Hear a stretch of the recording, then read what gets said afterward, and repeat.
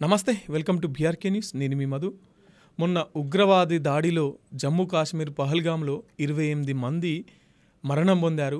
ఈ మరణం వెనుక కారణాలేంటి, అసలు దీని వెనుక ఉన్న కుట్ర ఏంటి, ఏమైంది అనే విషయాలన్నీ మనతో పంచుకోవడానికి doctor Padma Veerapaneni, BJP national మహిళా మోర్చా ఎగ్జిక్యూటివ్ మెంబర్ ఉన్నారు. మేడం నమస్తే. నమస్తే అండి. బాగున్నారా మేడం? సో మొన్న టెర్రరిస్టులు చేసిన దాడిని ఏ విధంగా చూస్తారు? ఫస్ట్ ఆఫ్ ఆల్ ఇది ఒక అమానవీయమైన చర్య. ఈ గతంలో ఎన్నో ఉగ్రవాద దాడులు జరిగాయి భారతదేశం మీద. అంటే మన ఉలిక్కిపడేలా చేసిన ఈవెంట్స్ గతంలో కూడా ఉన్నాయి. ముంబై దాడులు కానివ్వండి, లేదు మన పార్లమెంట్ మీద అటాక్ కానివ్వండి, ఊరి అటాక్ కానివ్వండి, అనేక అటాక్స్ ఉన్నాయి.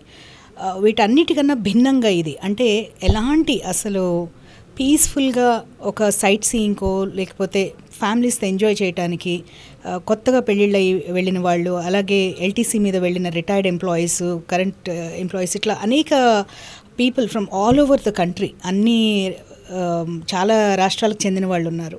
వీళ్ళందరూ అక్కడికి వెళ్ళి ప్రశాంతంగా ఒక బైసరన్ వ్యాలీ అంటే అది ఆల్మోస్ట్ మినీ స్విట్జర్లాండ్ అంటారు. చాలా పీస్ఫుల్ వ్యాలీ అది. అనంతనాగ్ అనేది చాలా సెన్సిటివ్ డిస్ట్రిక్ట్, అనంతనాగ్ జిల్లాలోనే ఉంటుంది ఇది. కానీ ఇక్కడ ఎప్పుడు జరగలేదు గతంలో. ఇలాంటి ఒక చోట ఎవరు ఊహించని విధంగా ఇన్నసెంట్ పీపుల్ మీద దాడి చేయటం, ట్రావెలర్స్, టూరిస్టులు ఎవరండి, వాళ్ళు ఏమైనా ఎక్స్పెక్ట్ చేస్తారా? పీస్ఫుల్గా ఉంది, ఎంజాయ్ చేద్దామని వెళ్తారు. అలాంటి వాళ్ళ మీద ఒక్కసారిగా ఒక 30 నిమిషాలు 45 నిమిషాల్లో ఒక మారణకాండ విధ్వంసాన్ని సృష్టించారు అక్కడ. అంటే మనకి ఆ ఇమేజెస్ కానీ మాట్లాడుతూ ఉంటే, ఇప్పుడు ఫ్యామిలీ మెంబర్స్ కొంతమంది మీడియాలో మాట్లాడటం జరుగుతుంది. వాళ్ళు చెప్తున్న విషయాలు, వాళ్ళ బాధ చాలా, అంటే it really touches every Indians heart. ఎందుకంటే అక్కడ తల్లులు కొడుకుల్ని పోగొట్టుకున్నారు, భార్యలు భర్తల్ని పోగొట్టుకున్నారు, పిల్లలు తండ్రిని పోగొట్టుకున్నారు.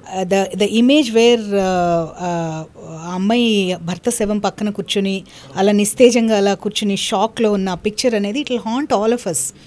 ఎట్లయితే మనకి కొన్ని మనకి గుర్తుండిపోతాయి ఫర్ ఎవర్. ఒక 2 రోజుల ముందు పెళ్ళి అయింది, అక్కడికి వెళ్ళిన 4 days టు బి ప్రిసైజ్, అక్కడ ఉన్నారు వాళ్ళు. తర్వాత వెంటనే మళ్ళీ శవంగా ఇంటికి వచ్చినటువంటి పరిస్థితి. అసలు దాని దారుణమైన విషయం అంటే మన కళ్ళ ముందు మనకి చాలా ముఖ్యమైన వ్యక్తులు, తండ్రి కానీ, భర్త కానీ, సోదరుడు కానీ, తల్లి కానీ, ఎవరైనా కూడా మన కళ్ళ ముందు అలా పోగొట్టుకోవటం అనేది that's really something that they cannot forget. And మనం కూడా మర్చిపోలేము అలాంటి ఈవెంట్స్ కూడా. ఈ విషయాన్ని గుర్తు చేస్తూ బాధపడుతూనే ఒక తెలియనటువంటి ఉద్వేదం, తెలియనటువంటి కోపం, తెలియనటువంటి ఇది వస్తుంది కదా. అసలు దీని వెనుక ఏం జరిగి ఉంటుంది? చాలా డీటెయిల్స్ ఇప్పుడు మాధ్యమాల ద్వారా ఆల్రెడీ చాలా వరకు తెలిసింది మనకి. ఒక 4 ఉగ్రవాదులు probably with the help of the locals help లేనిదే ఇలాంటిది ప్లాన్ చేయడం కూడా వాళ్ళ కష్టమే ఎప్పుడైనా కూడా. ఎందుకంటే ఇదేదో బార్డర్ పక్కనే జరిగిన విషయం కాదు. ఇది బార్డర్ నుంచి ఆల్మోస్ట్ 300 కిలోమీటర్స్. ఈ టెరైన్ కూడా ఈ వ్యాలీ దగ్గరికి రీచ్ అవ్వడానికి వాళ్ళు గుర్రాల మీదో గాడిదల మీదో రావాలి, అక్కడికి తీసుకురావాలి. సో డెఫినెట్గా అక్కడ లోకల్ వాళ్ళ హెల్ప్ లేనిదే అక్కడికి రీచ్ అవ్వలేరు వాళ్ళు. లోకల్ వాళ్ళు ఎవరైనా ఇంతమంది కొత్త వాళ్ళు వస్తున్నప్పుడు, అందులో వెపన్స్ అవి తీసుకొని వస్తున్నప్పుడు డెఫినెట్గా వాళ్ళకి తెలుస్తుంది ఎందుకు వస్తున్నారు అనేది. లేదు, వాళ్ళ పక్కనున్న అడవుల్లోనే దాక్కొని ఉండాలి. అంటే ముందే వచ్చేసి అడవుల దగ్గరికి నెమ్మదిగా వాళ్ళ సామాగ్రి అంతా ఒక దగ్గరికి చేర్చుకొని ఒక్కసారిగా విరుచుకుపడి ఉండాలి. ఏదైనా సరే లోకల్ వాళ్ళు చెప్పకపోతే, వాళ్ళ ఇన్ఫర్మేషన్ ఇవ్వకపోతే ఇది జరిగే అవకాశం లేదు.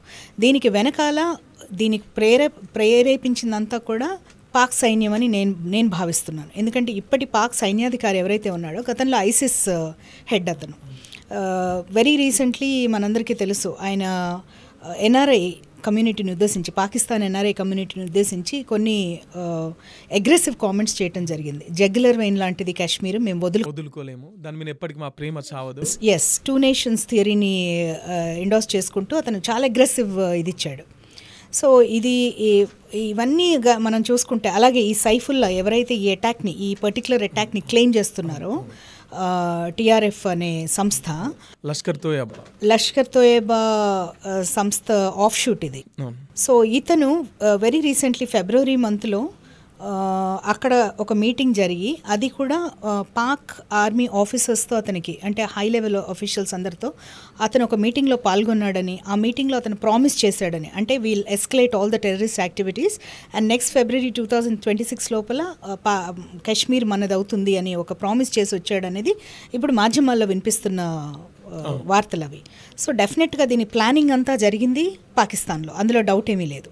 అంటే వాళ్ళకి కావాల్సిన లాజిస్టిక్ సపోర్ట్ అదంతా ఇచ్చింది కూడా వాళ్ళ అంటే ప్లానింగ్ కానివ్వండి, ట్రైనింగ్ కానివ్వండి, వాళ్ళకి కావాల్సిన అమ్యునిషన్, అంటే ఆర్మ్స్ అండ్ అమ్యునిషన్ కానివ్వండి, ఫైనాన్షియల్ సప్లై, ఇదంతా వాళ్ళు ఇచ్చారు. బట్ ఇన్ఫర్మేషన్ ఇక్కడ ఎవరు వచ్చారు, ఏంటి, ఏ హోటల్స్లో ఉన్నారు, ఎక్కడున్నారు, ఎందుకంటే మనం ఈ అటాక్ జరిగిన తర్వాత కొంతమంది ఫ్యామిలీ మెంబర్స్ చెప్తున్నారు, మమ్మల్ని అడిగారు మీరు ఫలానానే కదా అని అడిగారట. ఇక్కడ నుంచి హైదరాబాద్ నుంచి ఒక ఐబీలో పనిచేస్తున్న ఆఫీసర్ వెళ్ళినప్పుడు అక్కడ అతన్ని షూట్ డౌన్ చేసే ముందు అతన్ని అడిగారట. అతను ఏం మాట్లాడకపోతే అతని పాకెట్లోంచి ఐడి కార్డ్ తీసుకొని కన్ఫర్మ్ చేసుకొని మరీ కాల్చారు. సో డెఫినెట్లీ దీంట్లో అడ్మిరల్ ఉన్నారు, ఆర్మీకి సంబంధించిన వ్యక్తులు ఉన్నారు, అంటే ఐబీకి సంబంధించిన ఆఫీసర్స్ ఉన్నారు. So that definitely new at least the identity of some people if not all. అట్లాగే ఇద్దరు ఫారినర్స్ ఉన్నారు దీంట్లో. సో ఐడెంటిటీ తెలుసుకొనే కాల్చారు వాళ్ళు. అది కూడా అడిగి మీరు హిందువా కాదా అని తెలుసుకొని మరీ చంపారు. And I'm not going to shy away from saying that this is completely an Islamic terrorist attack. Okay madam, ఇప్పుడు పాకిస్తాన్ ఆర్మీ చీఫ్ అంత బహిరంగంగా మాట్లాడిండు. ఇక్కడ ఉగ్రవాది సంస్థ నాయకుడు అతను ఓపెన్గా మాట్లాడిండు. ఇంత ఓపెన్గా వీళ్ళు మాట్లాడుతున్న తర్వాత ఇక్కడ ఇంటెలిజెన్స్ వ్యవస్థ ఎందుకు ఇక్కడ అంతా పటిదిష్టం చేయలేదు, ఎందుకు వీళ్ళు అలర్ట్గా లేకపోయారు? ఒకటండి, ఇక్కడ వన్ థింగ్ ఈజ్ డెఫినెట్గా ఎక్కడో కొంత ఫెయిల్యూర్ అన్నమాట వాస్తవం. దాంట్లో నేను ఐ డోంట్ డిఫెండ్ దాట్. ఎందుకు ఇంత లైట్ తీసుకున్నాం? బట్ లైట్ తీసుకున్నామనే మాట అనకూడదు మనం. ఎందుకో చెప్తాను నేను. ఎందుకంటే రౌండ్ ద ఇయర్ మనకి కంటిన్యూస్గా ఏవో ఒకటి వస్తూనే ఉంటాయి information that Pak is always doing this that.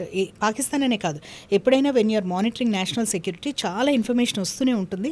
ఆ వస్తున్న ఇన్ఫర్మేషన్ పాస్ చేస్తూనే ఉంటారు, స్టేట్స్కి పాస్ చేస్తారు. ఇప్పుడు గతంలో రాష్ట్రపతి పాలన ఉంది అంటిల్ వెరీ రీసెంట్లీ. ఇప్పుడు ఎలక్షన్స్ జరిగాయి, అక్కడ ప్రజాప్రభుత్వం ఫామ్ అయింది ఒమర్ అబ్దుల్లా గారి నాయకత్వంలో. సో డెఫినెట్గా సెంటర్కి వచ్చిన ఇన్ఫర్మేషన్ స్టేట్కి పాస్ చేస్తారు. దాన్ని బేస్ చేసుకొని స్టేట్ దే విల్ అరేంజ్ వాళ్ళ సెక్యూరిటీది. సో వీళ్ళు ఎంతవరకు దాన్ని సీరియస్గా తీసుకున్నారనేది ఒక విషయము, స్టేట్ గవర్నమెంట్. అండ్ సెకండ్లీ ఏంటంటే ఇప్పుడు మనకి వినవస్తున్న వార్త ఏంటంటే వీళ్ళు డిజిటల్ ఇంటెలిజెన్స్ కాకుండా మోర్ అంటే పూర్వకాలం స్టైల్లో మనుషులను ఉపయోగించుకొనే పాస్ చేసుకున్నారు information. They did not use cell phones or WhatsApps కానీ any kind of digital footprints లేకుండా క్వైట్గా చేశారు, which is a little unusual then the usual thing. And మూడోది ఏంటంటే ఎవరైనా అటాక్స్ ఎప్పుడు కూడా ఏంటంటే ఒక ప్యాటర్న్ ఉంటుంది. ఇప్పుడు ఒక మోడస్ ఆపరండి, ఒక ప్యాటర్న్ ఉంటుంది. గతంలో కన్నా భిన్నంగా ఎప్పుడు జరిగిన విధంగా ఈ ఏరియాలో జరుపుతారని ఎవరు ఊహించుండరు బహుశా. అందుకే ఇది క్లోజ్ డౌన్ అయ్యింది, ఇది June 5th నుంచి కానీ ఓపెన్ అవ్వని ఏరియా ఇది. సో ఇక్కడ జరుగుతుందనే విషయం అసలు ఎవరు ఊహించుండరు. అందుకే ఇప్పుడు మీరు when you talk to the family members who lost their loved ones, వాళ్ళు చెప్తున్నది ఏంటి, మేము ఎక్కడికి వెళ్ళినా కూడా మాకు అన్ని చోట్ల కూడా పోలీసులు కానీ మిలిటరీ వాళ్ళు కానీ ఆపి మమ్మల్ని అడుగుతూ ఉన్నారు, వి ఫెల్ట్ వెరీ సేఫ్ అన్ని చోట్ల, ఇక్కడే ఎవరు లేరు అన్నారు. సో ఇక్కడ ఏంటి అంటే మనకి కొట్టొచ్చేట్టు కనిపించేది ఏంటి అంటే ఇక్కడ పకడ్బందీ ప్లాన్గా జరిగింది. June 5th వరకు ఓపెన్ కాని ఒక ప్లేస్ ఇది. June 5th it was suppose to be open for the travellers. టూరిస్టులు అప్పటి వరకు అక్కడికి వెళ్ళే ఇది లేదు. బట్ అలాంటి చోట ఎవరు ఆథరైజ్ చేసి అది ఓపెన్ చేశారు? ఓపెన్ చేసినప్పుడు సెక్యూరిటీ వాళ్ళకి ఇన్ఫార్మ్ చేశారా? ఇప్పుడు unless A place is open security వాళ్ళు అక్కడికి రారు కదా. ఇప్పుడు క్లోజ్డ్ ఇది ఉంది అనుకోండి, అక్కడ ఎందుకు వెళ్ళి కాపలాగా వస్తారు? చెయ్యరు కదా. మనం ఓపెన్ చేస్తున్న ఇన్ఫర్మేషన్ ఇస్తే ఎస్ ఇక్కడికి వస్తారు అనుకుంటే కదా ఇచ్చేసేది. అలాంటి ప్లేస్లో క్లోజ్ డౌన్ అయిన ప్లేస్లో షాపులు ఎందుకు పెట్టారు? ఆ షాపులు పెట్టిన వాళ్ళందరూ, ఆ చిన్న చిన్న వ్యాపారులందరూ వాళ్ళు ఎక్కడికి వెళ్ళిపోయారు? ఇన్సిడెంట్ జరగగానే ఎవరు లేరు అక్కడ. మీరు మాధ్యమాల్లో మీరు ప్రతి ఛానల్ వాళ్ళు వెళ్ళి అక్కడ చూస్తున్నారు ఆ విషయం. సో వీళ్ళందరూ ఎక్కడికి వెళ్ళిపోయారు అంటే మనకి ఏంటంటే అన్ఫార్చునేట్లీ ఏంటంటే మనకి కాశ్మీర్లో చాలామంది శాంతిని కోరుకునే వాళ్ళు ఉన్నారు. 90% శాంతిని కోరుకునే వాళ్ళే ఉంటారు. అభివృద్ధి చెందాలి, మనం వీ హ్యావ్ టు ప్రాస్పర్ అనే ఫీలింగ్లో ఉండే వాళ్ళు ఉంటారు. దేశభక్తి నిండిన వాళ్ళు ఒక 10% ఉంటారు. 10% వాళ్ళు దే ఆర్ ఇట్లా అంటే రాడికల్ ఐడియాలజీ ఉన్న వాళ్ళు ఉంటారు. అక్కడ స్లీపింగ్ సెల్స్ కూడా ఉంటాయి. స్లీపింగ్ సెల్స్ అనేది మనం చూస్తున్నాం, దాదాపు 1500 మందిని అరెస్ట్ చేయడం జరిగింది గత 2-3 డేస్లోనే. అంటే ఎంతమంది సైలెంట్గా ఉండి అక్కడ సపోర్ట్ చేస్తున్నారు? సో ఇది ప్రజల తప్పు కాదా? ఇప్పుడు మనకి మన ఉండే ఫ్లాట్స్లోకో మన ఉండే ఏరియాలోకో కొత్త వాళ్ళు వస్తే మనకు ఎంతో కొంత ఐడియా వస్తుంది. వానికి నీళ్ళు ఎవరు ఇస్తున్నారు, బువ్వెవడు పెడుతున్నాడు, ఏడు ఉంటున్నారు, వెపన్స్ అవన్నీ తీసుకొని వస్తే మీకు ఎందుకు ఎవరు సహకరిస్తున్నారు, ఎవరు సహకరిస్తున్నారు అని వీళ్ళని బార్డర్ నుంచి అక్కడికి తీసుకొచ్చింది ఎవరు, వాళ్ళ అన్నపానీయాలు కానివ్వండి, వాళ్ళ ట్రావెల్ అరేంజ్మెంట్స్ కానీ, వాళ్ళకి ఇతరత్ర ఏ అరేంజ్మెంట్స్ అయినా లోకల్ వాళ్ళు ఎవరో హెల్ప్ చేస్తేనే కదా. ఇవాళ ఒక రీసెంట్గా ఇద్దరిని వాళ్ళు ఐడెంటిఫై చేశారు, వాళ్ళకి హెల్ప్ చేశారని. వాళ్ళ ఇల్లు కూడా బుల్డోజర్స్తో ఇచ్చేశారు. సో అట్లా ప్రజలు కూడా ఆలోచించుకోవాలి. ఇప్పుడు నేను ఒక దగ్గర ఉంటున్నాను, నాకు లాంగ్ టర్మ్లో ఒక చోటు ఉన్నప్పుడు వీళ్ళు తేడా మనుషులు, వీళ్ళు ఎవరినో హార్బర్ చేస్తున్నారు, వీళ్ళు ఎవరినో ప్రొటెక్ట్ చేస్తున్నారు అని మనకు అనుమానం వచ్చినప్పుడు అది పోలీసులకి ఇవ్వడం అనేది కనీస బాధ్యత మనది. పోలీసులు వెరిఫై చేసుకుంటారు. ఒకసారి రాంగ్ ఇన్ఫర్మేషన్ అవ్వచ్చు, నేను పొరపాటే పడవచ్చు, but still it's the job of the police to investigate and make sure that it's safe. ఇప్పుడు మనం మన బాధ్యత అది. ఒక కార్ ఎవరైనా వదిలేసి వెళ్ళిపోతే 2 గంటలు చూస్తాం, మనకు తెలియదు మన ఇంటి ముందు ఏంటి కారు ఉంది అని చెప్పి మనం ఇన్ఫార్మ్ చేస్తామా లేదా ఎవరిది అని. సో అది నేను అంటుంది, అది కనీస బాధ్యత పౌరులుగా. సో ఎట్ దిస్ పాయింట్ ఏంటంటే this is not an attack between that army and this army. ఇది గతంలో ఏంటంటే కాశ్మీర్లో యాటిట్యూడ్ ఎలా ఉండేదంటే చాలామందికి మమ్మల్ని ప్రొటెక్ట్ చేయడానికి ఆర్మీ ఉన్నారు, పోలీసు ఉన్నారు, సిఆర్పిఎఫ్ ఉన్నారు, అక్కడ వాళ్ళు టెర్రరిస్టులు వస్తారు, వీళ్ళు అటాక్ చేసుకుంటారు, ఇదైపోతున్నారు. ఇవాళ అది కాదు జరిగింది. ఇవాళ స్ట్రైట్గా వాళ్ళు వచ్చి మీ సపోర్ట్ చేస్తున్నారో మీ మీదే గురి చూసి కాల్చారు, మిమ్మల్నే చంపేశారు. అంటే కాశ్మీర్ బాగుపడటం వాళ్ళకి ఇష్టం లేదా? 370 ఆర్టికల్ తర్వాత స్టడీగా మీకు అక్కడ గ్రోత్ అండ్ డెవలప్మెంట్ ఉంటుంది. ఆర్టికల్ 370 రద్దయిన తర్వాత అప్పుడే ఫ్రీ కాశ్మీర్ అవుతుంది అనుకున్న సమయంలోనే అంటే అక్కడ పర్యాటకుల సంఖ్య కూడా పెరిగింది. ఇప్పుడు 2.5 కోట్ల మంది లాస్ట్ ఇయర్ పర్యాటకులు. ఎందుకంటే it's very important for Kashmir. Tourism అనేది దట్ ఈస్ ద నంబర్ 1 వాళ్ళకి. వాళ్ళ ఇన్కమ్ అంతా వచ్చేది టూరిజం మీదే. వాళ్ళ డ్రై ఫ్రూట్స్, యాపిల్స్, లేకపోతే వాళ్ళ ఊలు ఇవన్నీ కూడా అంటే ఈ సమయంలోనే వాళ్ళు అటాక్ చేయడం వెనుక ఎత్తుగడ ఏమై ఉంటుంది అంటే ఎత్తుగడ ఎప్పుడైనా కూడా ఏంటంటే అండి, ఇప్పుడు టెర్రరిస్ట్ యాక్టివిటీస్ ఎలా ఉంటాయంటే they want to spread terror. నలుగురు మాట్లాడుకోవాలి, ఈ ఇన్ఫర్మేషన్ ఇమీడియట్గా డిసెమినేట్ అవ్వాలి, భయపడిపోవాలి, ఒక గందరగోళం సృష్టించాలనేది ఉంటుంది. ప్రధానమంత్రి మోడీ గారు లేరు, ఆయన సౌదీ అరేబియాలో ఉన్నారు. జేడీ వ్యాన్స్ గారు ఇక్కడ టూరింగ్ ఇక్కడ మన దగ్గర. అట్లాగే అమర్నాథ్ యాత్రికులు వాళ్ళ సీజన్ స్టార్ట్ అవుతుంది. అంటే ఎవ్రీ ఇయర్ వాళ్ళకి ఆ పర్టికులర్ సీజన్ ఉంటుంది కదా, ఆ సీజన్ స్టార్ట్ అవుతుంది. సో వాళ్ళు ఏంటంటే basically this is the right time for them to hit. This is the right time వాళ్ళకి టు హిట్. అది చేశారు వాళ్ళు ఆలోచించింది ఏంటంటే, ఇప్పుడు నిజంగా వాళ్ళకి ఆ భూభాగం మీద, ఆ మనుషుల మీద అంత ప్రేమ ఉంటే ఇన్నసెంట్ పీపుల్ని అలా కిల్ చేసి, టూరిజంని కిల్ చేస్తే అక్కడ నష్టపోయేది ఎవరండి? నష్టపోయేది ప్రజలే కదా. ఇవాళ భయపడి టూరిస్టులు అందరూ అక్కడ వెనక్కి వచ్చేస్తున్నారు. ఐఎమ్ షూర్ వెళ్ళటానికి కూడా చాలామంది ఆలోచిస్తారు. ఇప్పుడు ఎవరు వెళ్ళం కదా, రిస్క్ తీసుకొని ఎవరు వెళ్ళం కదా. సో అక్కడ ఆటోమేటిక్గా టూరిజం గుండా వచ్చే ఇన్కమ్ పడిపోతుంది.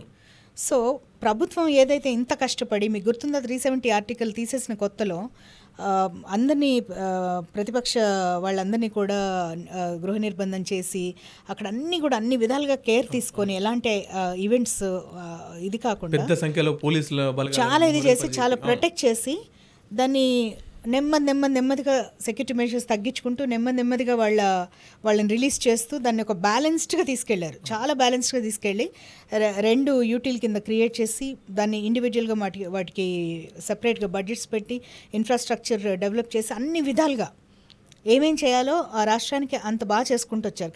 కాశ్మీర్ యూటీస్కి రెండింటి కూడా అలా చేస్తూ వచ్చారు. బహుశా నేను ఒక్కోసారి ఇది అయిన తర్వాత నాకేమనిపిస్తుంది అంటే, రెట్రోస్పెక్టివ్గా ఆలోచిస్తే మేబీ రాష్ట్రపతి పాలన ఇంకొక సంవత్సరం 2 ఏళ్ళు ఉంటే బాగుండేదేమో అనిపిస్తుంది. ఎందుకంటే ఇంకా గాడిలో పడేదేమో అని. ఇప్పుడు ఎలక్షన్స్, సుప్రీంకోర్టు ఆర్డర్ వల్ల ఎలక్షన్స్ పెట్టవలసి వచ్చింది. ఎలక్షన్స్ వచ్చాయి, ఇప్పుడు వీళ్ళు వచ్చారు. గతంలో కూడా మనకు తెలుసు 370 ఆర్టికల్ ఉన్నప్పుడు అబ్దుల్లా ఆ రోజుల్లో ఫరూక్ అబ్దుల్లా వాళ్ళ ఫాదర్ వీళ్ళందరూ కలిసి చేసిన ఇదే కదా ఇదంతా కూడా. జవహర్లాల్ నెహ్రూ వాళ్ళందరూ చేసిన పాపమే ఇవాళ ఈ కాశ్మీర్ ఈ పరిస్థితిలో ఉండడం. అప్పుడే కనుక క్లారిటీగా కనుక ఉండుంటే, ఒకే దేశంలో 2 ప్రధానులు ఎలా ఉంటారు, 2 జెండాలు ఎలా ఉంటాయి, 2 కాన్స్టిట్యూషన్స్ ఎలా ఉంటాయి, ఇండియన్ సుప్రీంకోర్టు దీనికి లేకుండా ఓన్లీ అక్కడ హైకోర్టు వరకు ఎందుకు, అంటే ఇంత డిస్క్రిమినేషన్ అనేది ఎందుకు ఆ రోజుల్లోనే ఎందుకు చేశారు జవహర్లాల్ నెహ్రూ అనేది మనకు అర్థం కాని విషయం. అది ఎప్పటికైనా కూడా ఆ రోజుల్లో అప్పట్లోనే మనకి చరిత్ర చెప్పిన సత్యం ఏంటంటే ఆ రోజుల్లోనే సర్దార్ వల్లభాయ్ పటేల్ అప్పుడే చాలా అన్హ్యాపీగా ఉండి ఆయన చెప్పేవారట జవహర్లాల్ నెహ్రూ గారు మీరు ఏ రోజైనా ఇది come back to haunt you అని, అంటే తరాలు దీని నుంచి ఇబ్బంది పడతారు మీరు చేసిన ఈ పని వల్ల అనేది ఆ రోజుల్లోనే ఆయన చెప్పారని. ఇప్పుడు హైదరాబాద్ ఉంది, హైదరాబాద్ విలీనం అవ్వలేదు మొదట్లో, తర్వాత విలీనం అయింది కదా, విలీనం అయింది. ఇవాళ మీరు నేను ఎంతో ప్రశాంతంగా మాట్లాడుకుంటున్నాము అంటే అందువల్లే. అలా అవ్వకపోవడం వల్ల కాశ్మీర్ అలా తయారైంది ఇప్పుడు. సో ఇట్లా ఇట్స్ అ వెరీ అంటే ఒక 100 ఏళ్ల నాటి ఒక ఆలోచన ఈ టూ నేషన్ అనేది. అట్లాగే ఒక 70 ఏళ్ల నాటి పాపం ఇది. బేసికలీ కాంగ్రెస్ వాళ్ళు చేసిన పాపం ఇది లిటరల్గా చెప్పాలంటే. I will not mince my words about it. ఎందుకంటే వాళ్ళు కొంత ఆలోచించి జాగ్రత్త చేసుంటే అపీస్మెంట్కి ఒక పరాకాష్ట అనమాట 370 ఆర్టికల్ అనేది. ఈ దాడి హిందువుల మీద దాడియా లేకపోతే భారతీయుల మీద దాడియా? ఇది భారతీయుల మీదే దాడి. ఎందుకు ఈ మాట అంటున్నానంటే టూ నేషన్ థియరీ అంటే ఏంటి? మతం ఆధారంగా 2 రాజ్యాలు ఫామ్ చేశారు, 2 దేశాలు ఫామ్ అయ్యాయి. అది ఒకటి పాకిస్తాను, 2 భారత్. అయితే మన పాలకులు అప్పుడేమనుకున్నారు అంటే ఎవరైతే భారతదేశంలో ఉండాలనుకుంటారో వాళ్ళు ఇక్కడే ఉంటారు, ఎవరైతే వెళ్ళిపోవాలనుకుంటారో వెళ్ళిపోతారు అని ఆప్షన్ ఇచ్చారు.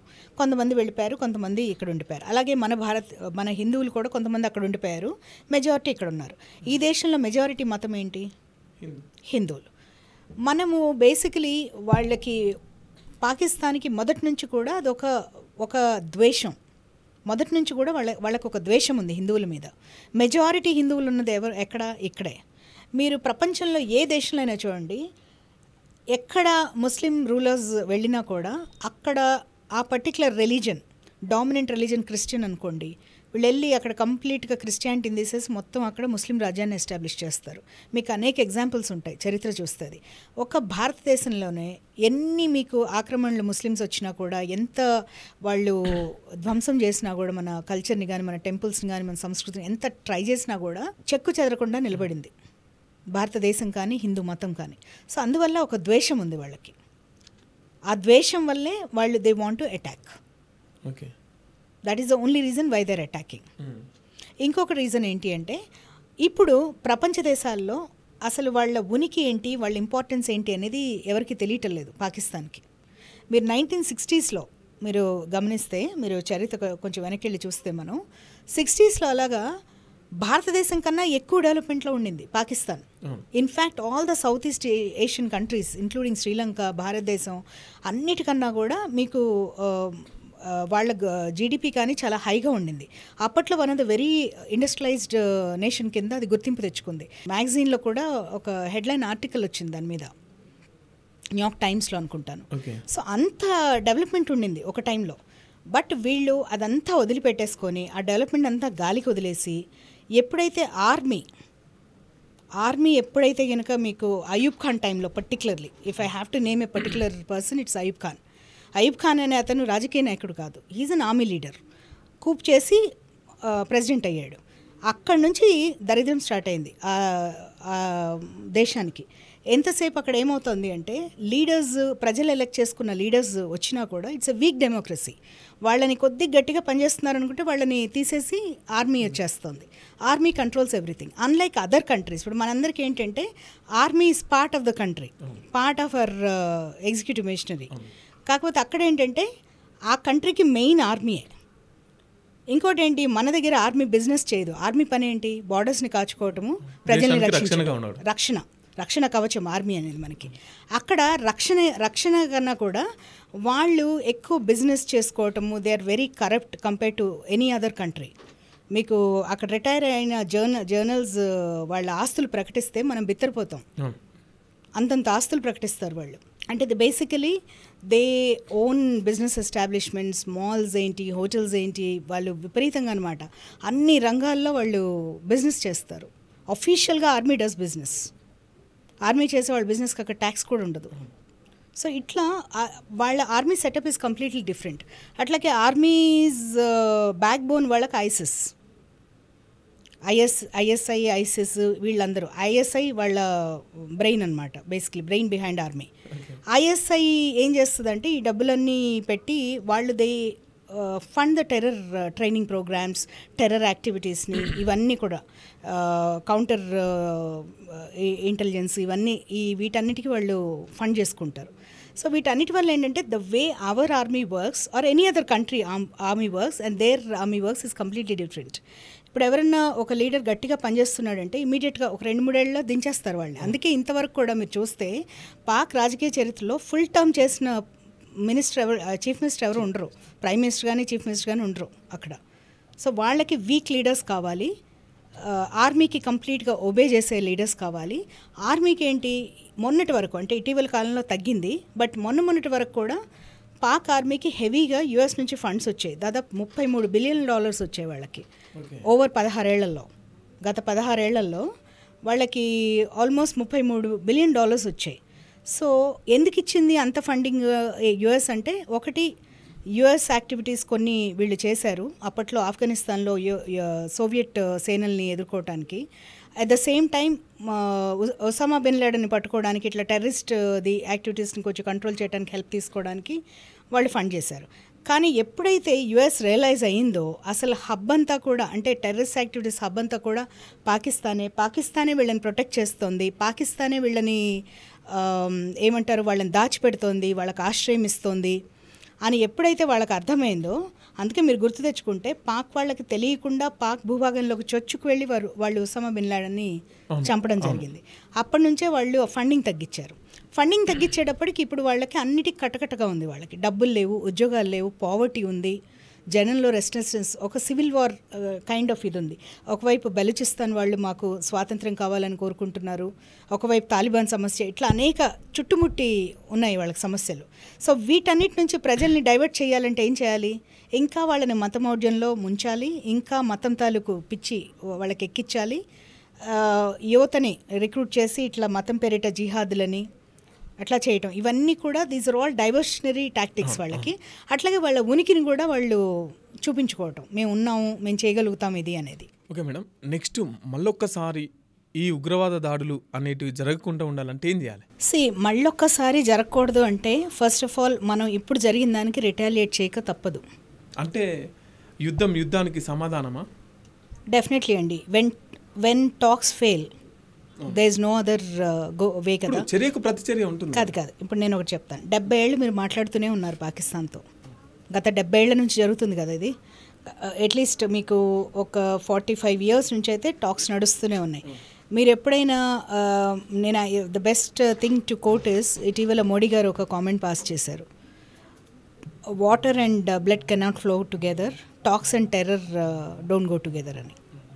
ఎప్పుడైనా కూడా నేను మీ కంట్రీ నుంచి మీ కళాకారులను ఆహ్వానిస్తున్నాను, మీ ఆటగాళ్ళని ఆహ్వానిస్తున్నాను, నా స్నేహహస్తం మీకు ఇచ్చేస్తున్నాను, అమన్ కి ఆశ అని అనేక రకమైన ప్రోగ్రామ్స్ చేశాం ఇంతకుముందు. లాహోర్ ట్రిప్స్ వెళ్ళారు మన రాజకీయ నాయకులు. ఇంత వాళ్ళతో ఇన్ని సంవత్సరాలు బట్టి మనం శాంతి శాంతి శాంతి అని జపం చేసుకుంటూనే ఉన్నాం. వాళ్ళు ఏమైనా అటాక్స్ చేయడం ఆపేశారా? చేస్తూనే ఉన్నారు. ఎప్పుడైనా మనం వెళ్ళి వాళ్ళ భూభాగంలో ఏమైనా టెర్రరిస్ట్ యాక్టివిటీస్ చేశామా? మనం ఏమైనా స్పాన్సర్ చేశామా? వాళ్ళ పార్లమెంట్ మీద దాడి చేశామా? వాళ్ళ లాహోర్నో లేకపోతే పెషావర్నో మనం బాంబ్ చేసి వచ్చామా? లేదు కదా. మనం ఎప్పుడు వాళ్ళు ఇన్ని చర్యలు చేసినా కూడా దాదాపు 1500 మంది చంపారు మన భూభాగంలోకి వచ్చి వాళ్ళు అనేక రకమైన ఇన్సిడెంట్స్లో. ఇంత చేసినా కూడా మనం ప్రతిసారి కూడా మనం మాటలతో అట్లాగే లీగల్గా మనం వాళ్ళని అరెస్ట్ చేసి కసబ్ని అన్ని రోజులు మేపి అన్ని కోట్ల డబ్బులు తగలేసి అతని మీద, దట్స్ ఆల్ ట్యాక్స్ మనీ కదా అది. ఇలా చేసి మనం చాలా పేషెంట్గా చేసాం. అంతర్జాతీయ చేసేదంతా చేసి కూడా ప్రతి చోట భారత్ మీదే బురద చల్లారు వాళ్ళు. అయినా కూడా అంతర్జాతీయ వేదికలన్నిటి మీద కూడా భారత్ తన వాణిని చాలా బలంగా వినిపించారు. మోడీ గారి టైంలో బీజేపీ గవర్నమెంట్ ఫామ్ అయిన తర్వాత యూఎన్లో కానివ్వండి అనేక వేదికల మీద ఫుల్గా ఎక్స్పోజ్ చేసాం. మనం వాళ్ళు చేసింది ఏంటి అనేది ఫుల్గా ఎక్స్పోజ్ చేసాం. దానికి ఆన్సర్ లేదు. ఇవాళ మీరు ఇటీవల ఈ ఇన్సిడెంట్ అయిన తర్వాత కూడా మీరు పాక్ డిఫెన్స్ మినిస్టర్ ఆయన ఏమంటాడు, పాక్ మా ఆక్రమిత భూభాగంలో జరిగిన చర్య ఇది, భారతదేశమే చేసింది, అక్కడున్న గ్రూప్సే చేసే అంటాడు అతను. వేరేస్ అక్కడ ఆల్రెడీ టీఆర్ఎఫ్ అనేవాళ్ళు మేము చేసామంటారు. ఆ టీఆర్ఎఫ్ ఏంటి? లష్కరే తోయిబా అనుబంధ సంస్థ. లష్కరే తోయిబా అనేది ఎక్కడుంది అసలు? పాకిస్తాన్లో. అది ఇట్స్ సో ఆబ్వియస్ కదా అసలు. ఈ సైఫుల్లా ఖాన్ ఎక్కడి నుంచి వచ్చాడు? పాకిస్తాన్. ఇవన్నీ ఇంత ఆబ్వియస్గా విషయాలు కనిపిస్తూ ఉంటే మీకు, మీ పాకిస్తానీ సిటిజన్స్ ఇక్కడికి వచ్చి ఉగ్రవాద చర్యలు చేస్తూ ఉంటే అది భారతదేశం మీదో, భారతదేశంలో ఉండే గ్రూప్స్ మీదో, లేకపోతే మోడీ గారి మీద తోసేస్తున్నారు వాళ్ళు. ఇవి మళ్ళీ తిరిగి జరగకుండా ఉండాలంటే ఏం చేయాలి? గట్టిగా ఇవ్వాలి, తోడుకే జవాబు దేనా. వాళ్ళు ఎలా అయితే చున్చున్కే నువ్వు హిందువా కాదా అని వాళ్ళు ఎలా అయితే చున్చున్కే వాళ్ళు చంపారో, గుస్గుస్కే వాళ్ళని చంపాలి. వాళ్ళని చంపితేనే వస్తుంది అది. మరొక సర్జికల్ స్ట్రైక్ చేయాలంటారా? మరొక సర్జికల్ అంతకన్నా ఎక్కువ కావాలి, అంతకంటే ఎక్కువ కావాలి. ఒక సర్జికల్ స్ట్రైక్ వల్ల మనకి ఈవెంట్ అవ్వకుండా అవ్వలేదు కదా, ఇంకా పెద్దగా దాడి, వాళ్ళేంటి, వాళ్ళ స్థాయి ఏంటి, వాళ్ళ ఇదేంటి అనేది తెలుసుకోవాలి వాళ్ళు. ఇవాళ వాళ్ళ స్థాయి ఏంటనేది వాళ్ళకి తెలియాలి. వాళ్ళని అంతర్జాతీయంగా వాళ్ళు ఆల్రెడీ ఒంటరయ్యారు.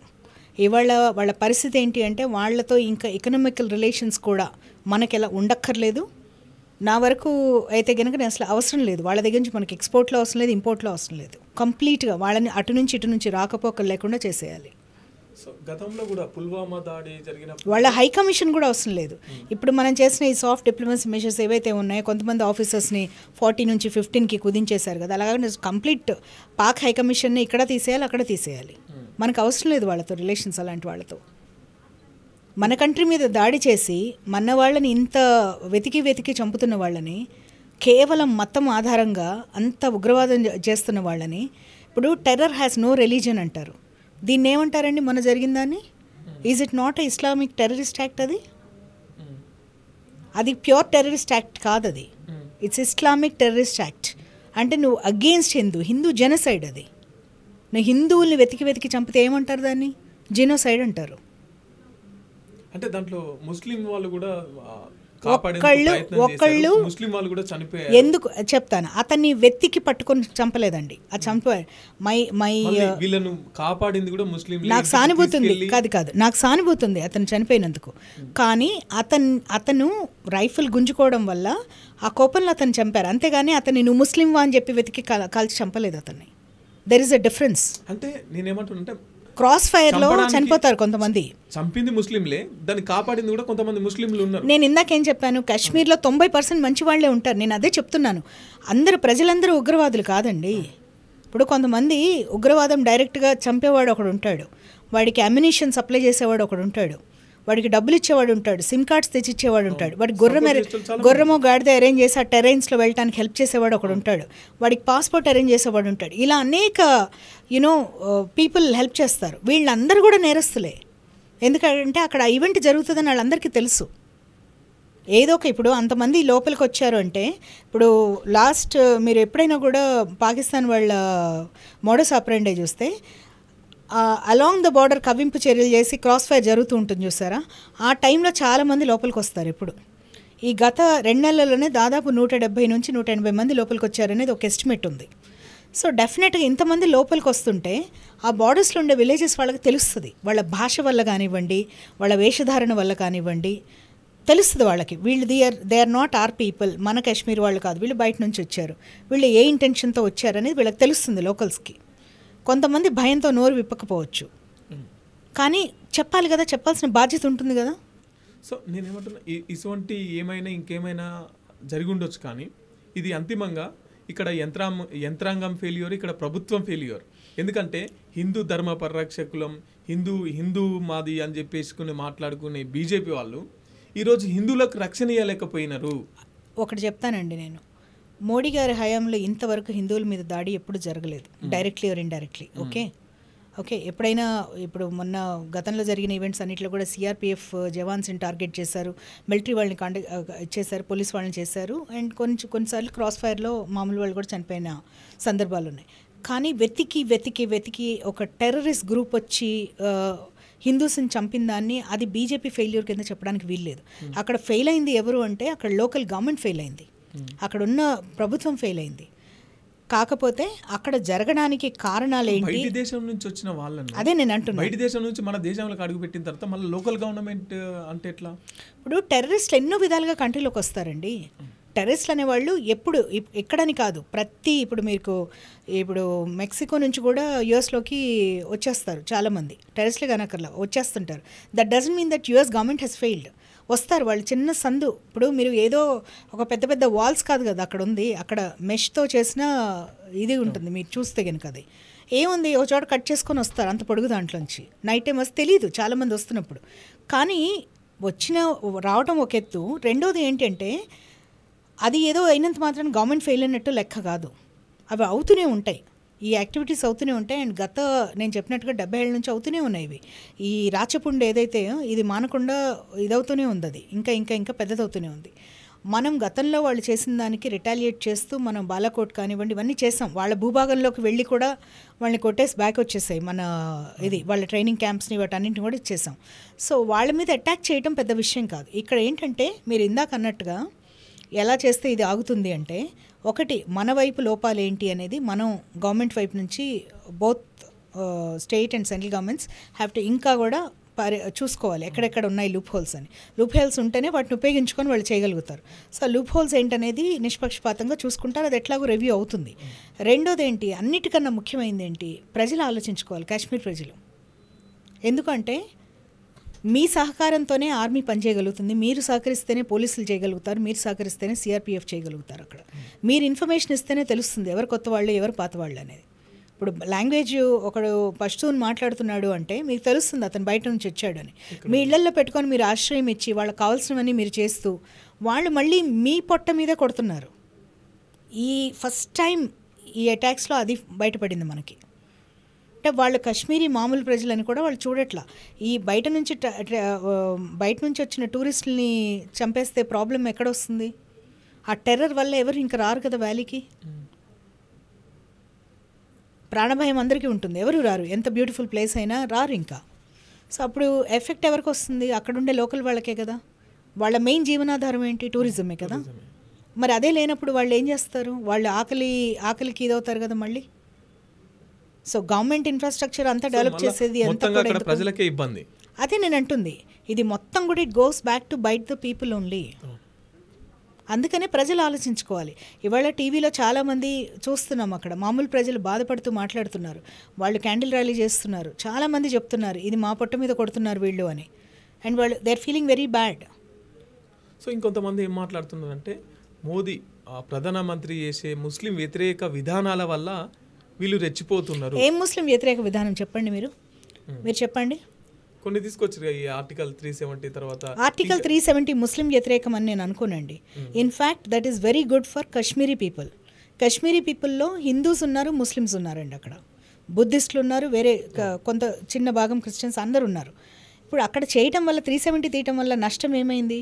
ఏమైనా నష్టమైందా? ఇంకా బాగా డెవలప్ అవుతుంది. అక్కడ అంతకుముందు చాలా డిస్క్రిమినేషన్ ఉండింది. 4 ఫ్యామిలీస్ బాగుపడటానికి 370 ఆర్టికల్ పనికొచ్చింది. ఓకేనా? 4 రాజకీయ ఫ్యామిలీస్ బాగుపడ్డారు. గవర్నమెంట్ నుంచి ఇబ్బడి ముబ్బడిగా డబ్బులు వస్తుంటే అవన్నీ తినేసి కాశ్మీర్ డెవలప్మెంట్కి ఏమీ చేయకుండా ప్రజల్ని వాళ్ళ మానాన్ని వాళ్ళని వదిలేశారు. కాశ్మీరీ అమ్మాయిని పెళ్లి చేసుకుంటే, కాశ్మీరీ అమ్మాయి బయట వేరే రాష్ట్రం వాళ్ళని చేసుకుంటే వాళ్ళకి రాదు. అంటే భారతదేశంలో ఏ రాష్ట్రానికి చెందిన వ్యక్తిని చేసుకున్నా.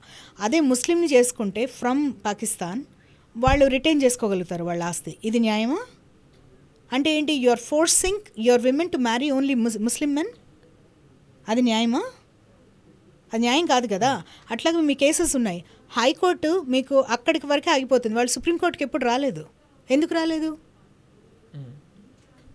మీరు లిమిట్ చేస్తున్నారు అక్కడికక్కడికి. సో అక్కడ జరిగే చాలా అన్యాయాలు. అక్కడ ఇప్పుడు మీరు నేను ఉన్నాం, ఎక్కడంటే అక్కడ ల్యాండ్ కొనుక్కుంటాం మనం భారతదేశంలో, మనకి ఎక్కడ నచ్చితే మనం ఎక్కడ ఉండాలనుకుంటే. మీరు కాశ్మీర్లో కొనగలిగే వాళ్ళ 370 ఆర్టికల్కి ముందు లేదు కదా. సో ఇట్లా చాలా అక్కడ రెస్ట్రిక్షన్స్ ఉండే వాళ్ళకి.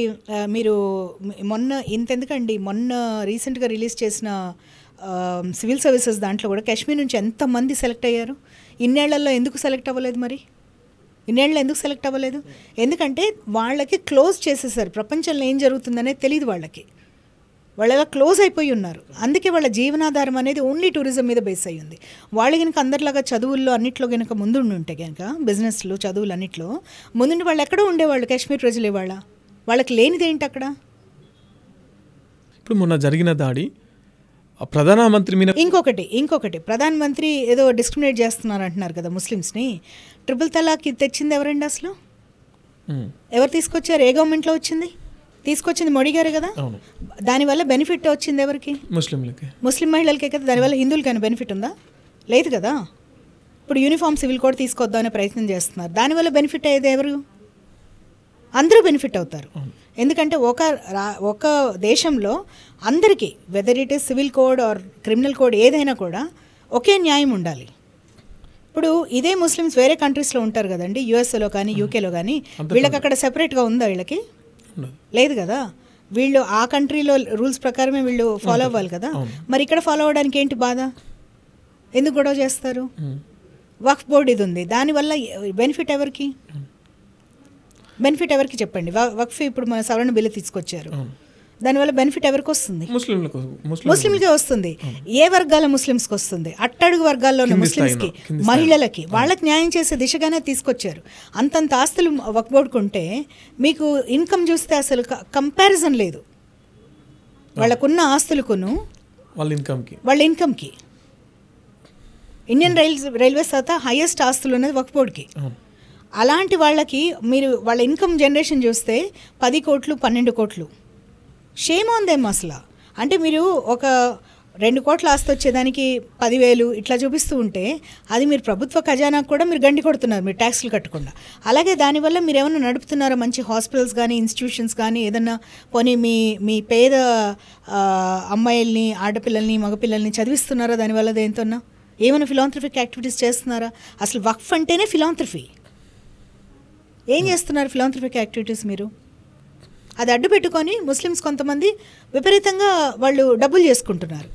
ఇంకొంతమంది ఏమో దాంట్లో ట్రాన్స్పరెన్సీ తీసుకురావాలి, మంచి అడ్మినిస్ట్రేటివ్ రిఫార్మ్ తీసుకొచ్చి దాంట్లో అది అకౌంటబిలిటీ పెంచి దానివల్ల ఆ కమ్యూనిటీ ఇంకా బెనిఫిట్ అవ్వాలి, ఆ కమ్యూనిటీ ఇంకా పెరగాలి, వాళ్ళు ఆర్థికంగా నిలదొక్కోవాలి, వాళ్ళు ఎంపవర్ అవ్వాలి, చదువులు పెరిగి వాళ్ళల్లో స్కిల్ ట్రైనింగ్ ఇదంతా వచ్చి వాళ్ళు ఎంపవర్ అవ్వాలన్న ఒక చాలా మంచి ఉద్దేశంతో తీసుకొచ్చింది అది. సో ఏమని ఆర్గ్యూ చేస్తారు, ఏమని మాట్లాడతారు అసలు? ఓకే మేడం, ఇప్పుడు ఇది మొన్న దాడి జరిగింది, ఇది మోదీ గవర్నమెంట్ మీద వ్యతిరేకత కోపంతోనా, నిజంగా భారతీయుల మీద కోపంతోనా? ఎందుకంటే అక్కడ ఒకరు వాళ్ళ హస్బెండ్ని చంపితే మమ్మల్ని కూడా చంపండి అంటే నో మోడీకు బోలో అని చెప్తే, అంటే మోడీకి చెప్పాలి, మోడీకి మీరు చెప్పుకోండి అంటే ఇంత వాళ్ళకి ఎందుకు అంత కోపం? ఓకే, వెరీ గుడ్ క్వశ్చన్ ఇది. 2 అండి, వాళ్ళకి భారతీయుల మీద మొదటి నుంచి కోపం ఉంది. మొదటి నుంచి దాయాది ఇది వైరం అంటారు కదా, ఆ వైరం మొదటి నుంచి ఉంది భారతీయుల మీద, పర్టికులర్లీ హిందువుల మీద ఉంది వాళ్ళకి. 2 మోడీ గారి మీద అంటారా, మోడీ గారి మీద వాళ్ళకి వ్యక్తిగత వైరం కూడా ఉండే అవకాశం ఎక్కువ ఉంటుంది. ఎందుకు అంటే ఒకవైపు పాకిస్తాన్ చూడండి మీరు, అక్కడ పావర్టీ ఉంది, ఉద్యోగాలు లేవు, ఇండస్ట్రియలైజేషన్ అసలు జీరోకి వెళ్ళిపోయింది. ఇవాళ ప్రపంచ దేశాల్లో పాకిస్తాన్ వాల్యూ 0 అయిపోయింది. పాకిస్తాన్ అంటే ఎవరైనా నేను పాకిస్తాన్ నుంచి అంటే టెర్రరిజం అనే ఇది తప్పితే ఇంకా వేరే ఐడెంటిటీ లేదు వాళ్ళకి. ఇవాళ ఎక్కడ మీకు ప్రపంచ దేశాల్లో ఎక్కడ కూడా ఉగ్రవాదం పడగలెత్తినా కూడా దాని మూలాలు పాకిస్తాన్లో ఉంటున్నాయి.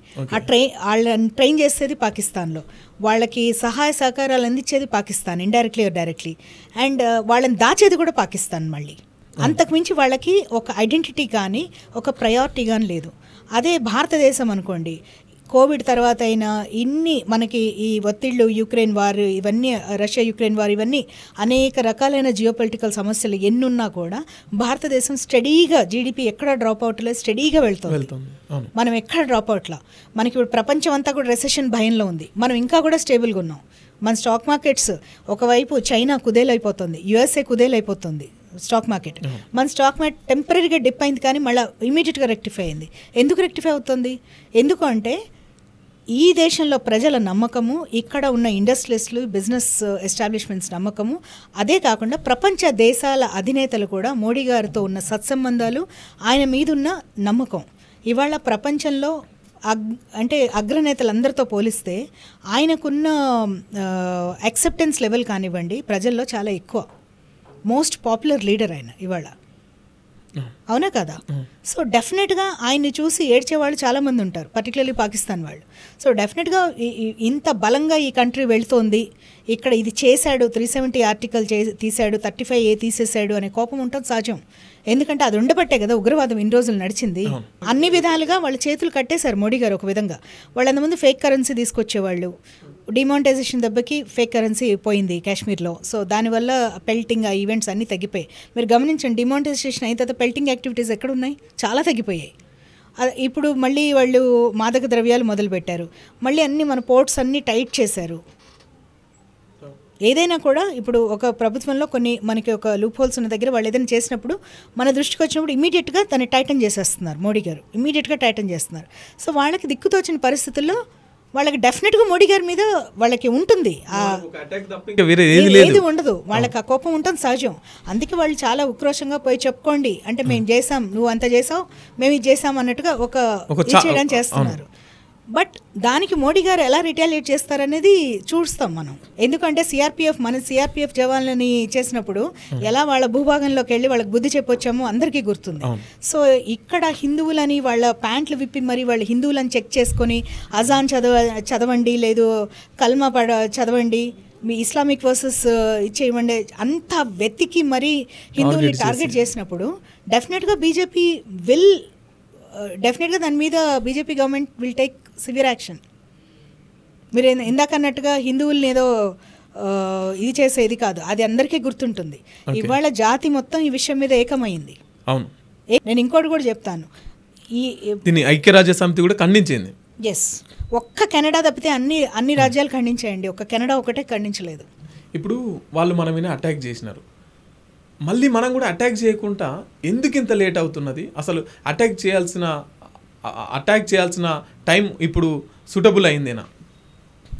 ఎప్పుడైనా ఒక స్ట్రాటజీ ఉంటుందండి before any kind of military activity.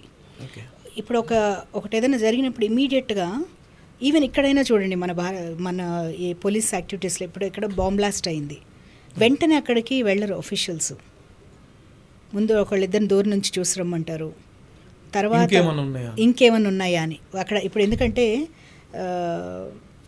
ఇప్పుడు సపోజ్ ఒక బ్లాస్ట్ అని చెప్పి వీళ్ళు తొందరపడి వెళ్ళారనుకోండి, ఆ దోవలో వీళ్ళు వస్తారని ఇంకా పెడతారు, ల్యాండ్ మైన్స్ పెడతారు. సో వెళ్ళిన వాళ్ళందరూ చనిపోతారు. సో దానివల్ల ఏంటంటే క్యాజువాలిటీస్ ఎక్కువైపోతాయి, మన పర్సనల్ లాస్ ఎక్కువ ఉంటుంది. అవన్నీ ప్రివెంట్ చేయాలి అంటే వీళ్ళు తగినంత ప్రిపరేషన్తో ఉండాలి. అంటే అక్కడ నుంచి ఇన్ఫర్మేషన్ తీసుకోగలగాలి, అక్కడెక్కడ వాళ్ళు ఆర్మ్స్ అండ్ అమ్యునిషన్స్ డంప్ చేసి ఉంచుకున్నారు, ఎక్కడెక్కడ వాళ్ళ ప్రిపరేషన్స్ ఏంటనేది తెలియాలి. అట్ ద సేమ్ టైం మన వాళ్ళందరినీ కూడా ఇచ్చేసుకోవాలి. మనకున్న ఇన్ఫర్మేషన్ అంతా క్రోడీకరించుకొని అనేక స్ట్రాటజీస్ ఉంటాయి, ఎలా వెళ్ళి చేయాలి ఏంటి. ఇప్పుడు కొన్ని భూభాగాలకి ఎట్లా వెళ్ళాలి, ఇంకొన్ని చోట్లకి ఎట్లా వెళ్ళాలి, ఇవన్నీ కూడా దిస్ లాట్ ఆఫ్ వర్కప్ ఉంటుంది. దాని వెనకాలంతా చాలా వర్కౌట్ చేస్తారు మనకు తెలియకుండానే. అవన్నీ చేసి అనువుగా ఉన్న టైంలో వెళ్ళి చేయాలి. అది అనువుగా మనకు ఉండాలి, వాళ్ళకు అనువుగా ఉండకూడదు. అంటే when they are least expecting. ఎందుకంటే అక్కడ ఒక మహిళ ఇప్పుడు మీకు ఉగ్రవాదులు దాడి చేసినప్పుడు కూడా లీస్ట్ ఎక్స్పెక్టెడ్ టైంలోనే దాడి చేస్తారు. ఇప్పుడు ఇక్కడ జరిగింది కూడా అదే కదా, లీస్ట్ ఎక్స్పెక్టెడ్, ఏమి అంత నార్మల్గా ఏమి సీమింగ్లీ నార్మల్ అప్పుడు వచ్చి పడతారు.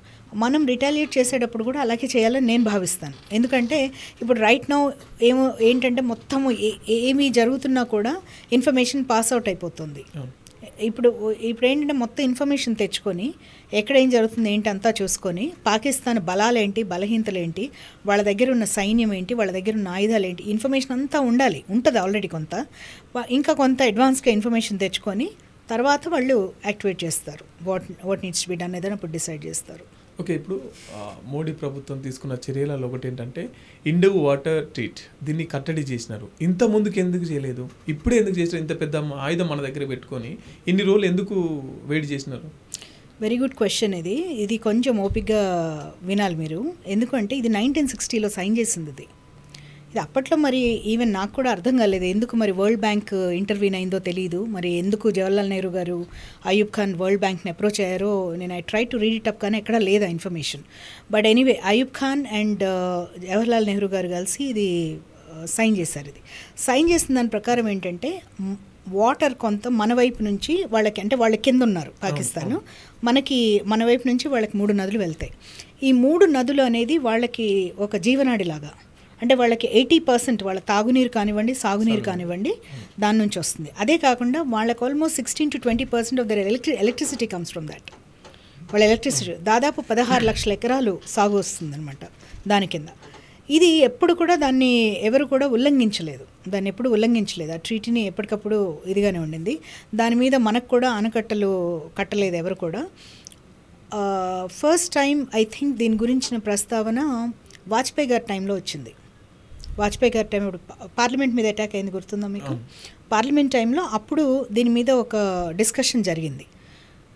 అయితే అప్పుడు ఎందుకనో ఆగారు, సరే చర్చల ద్వారా వెళ్దాం అన్నట్టుగా అట్లా ఆగిపోయింది అది. ఆ తర్వాత మోడీ గారు ఫస్ట్ టర్మ్ కానివ్వండి, సెకండ్ టర్మ్ కానివ్వండి, దాదాపు 4 times ఆయన దీని గురించి మాట్లాడటం జరిగింది, డైరెక్ట్లీ ఆర్ ఇండైరెక్ట్లీ. ఫస్ట్ టైంలో ఇండైరెక్ట్గా చెప్పారు, మీరు వెధవేషాలు వేస్తే మేము దీన్ని ఆల్రెడీ వార్నింగ్ అయిపోయింది, వార్నింగ్ ఇండైరెక్ట్గా ఇచ్చారు. తర్వాత ఒకసారి డైరెక్ట్గా చెప్పడం జరిగింది. సెకండ్ టర్మ్లో మళ్ళీ ఒకసారి ఆయన ఆల్మోస్ట్ ఎండ్ ఆఫ్ సెకండ్ టర్మ్లో 2023 ఎండ్లో ఆయన మాట్లాడటం జరిగింది దీని గురించి. తర్వాత 2023 ఆగస్ట్ టైం నుంచి వాళ్ళని ఫర్దర్గా దాన్ని మాడిఫై చేయాలి రమ్మని చెప్పి పాకిస్తాన్ వాళ్ళకి 2-3 సార్లు వాళ్ళకి చెప్పడం జరిగింది. వాళ్ళు ఇగ్నోర్ చేశారు కంప్లీట్గా అది. సో ఇదంతా జరిగింది. సో ఇట్స్ నాట్ లైక్ ఇది ఎప్పుడు ఆలోచించలేదు, ఎప్పుడు చేయలేదని కాదు, ఆలోచించారు. కాకపోతే ఇంత పెద్ద ఇది చేస్తున్నప్పుడు ఒక తగినంత రీజన్ ఉండాలి. ఒక చిన్న చర్యకి ఇట్లా ఇంత పెద్దది తీయలేరు కదా.